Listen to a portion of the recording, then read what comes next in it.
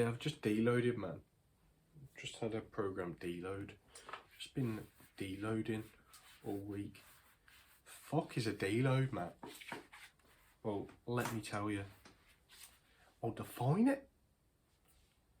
I'll tell you why you should probably deload.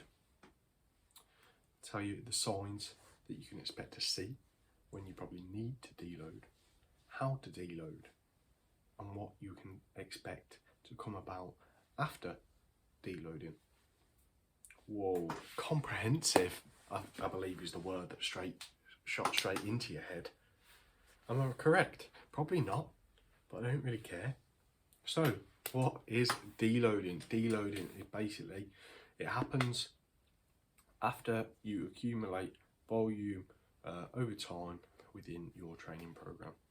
So, say we've done 10 sets on the first week of a training block, and then after 6 weeks we finish on 16 sets per body part per week. You're relatively fatigued, you've probably overreached. Last week you've overtrained somewhat past your recovery capacity, and now you need to deload. A deload is basically a week, a full rest, or a week of a few days rest plus reduced volume. So if we had 16 sets per week and we started on 10, you'd probably do something like 2 or 3 sets per body part per week. Yeah.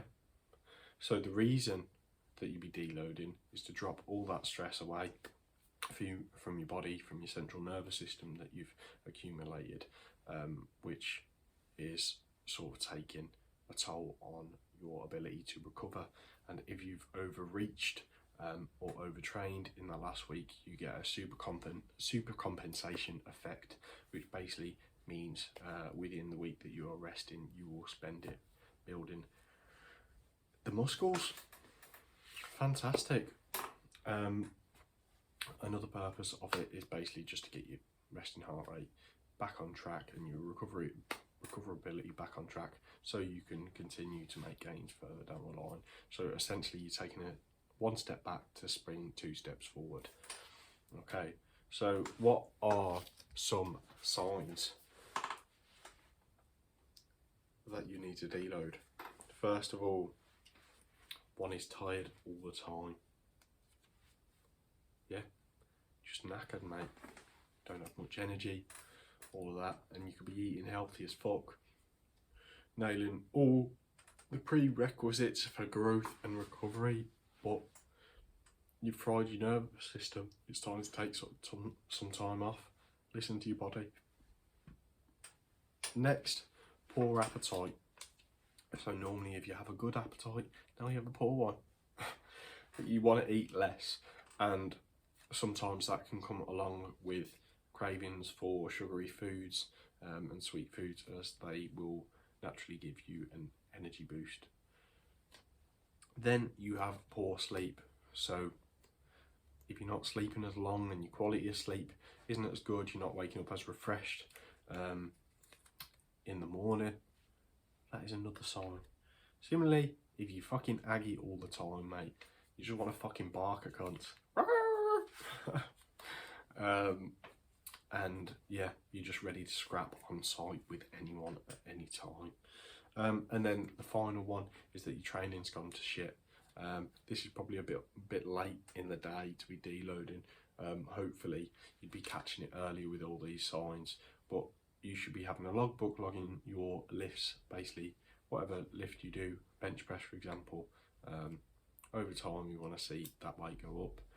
If that weight starts to settle and then start coming down, that is a big sign to fucking load. Fantastic. 2 ways you want to deload: full week off or reduce training volume. Full week, why would you do that? Why would you be someone who just don't like the gym all that much? You want something else to do, you have other things going on. It's a good time just to stay well out of the way from the gym and just maximise your recovery capacity. Get your head out of the game, be refreshed for your new training block, within the next week.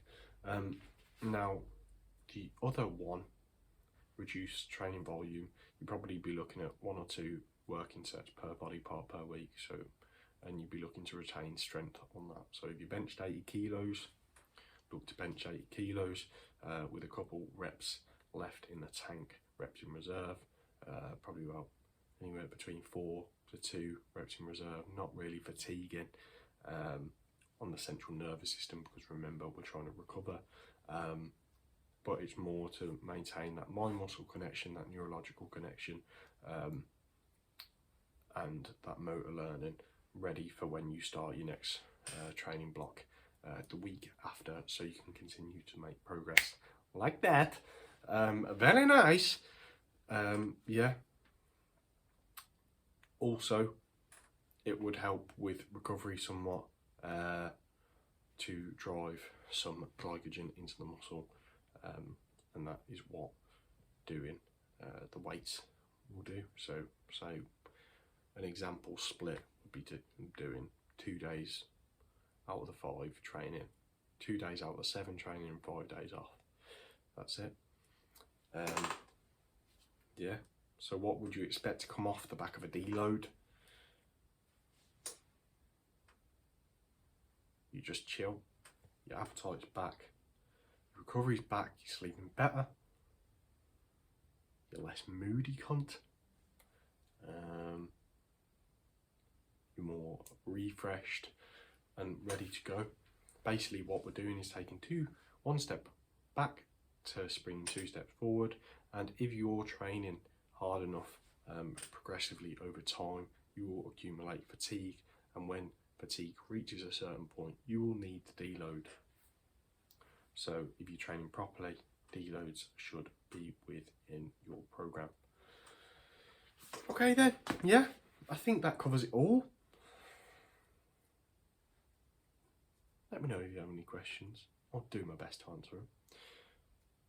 Yeah, deloads and that. Okay then. Fuck off.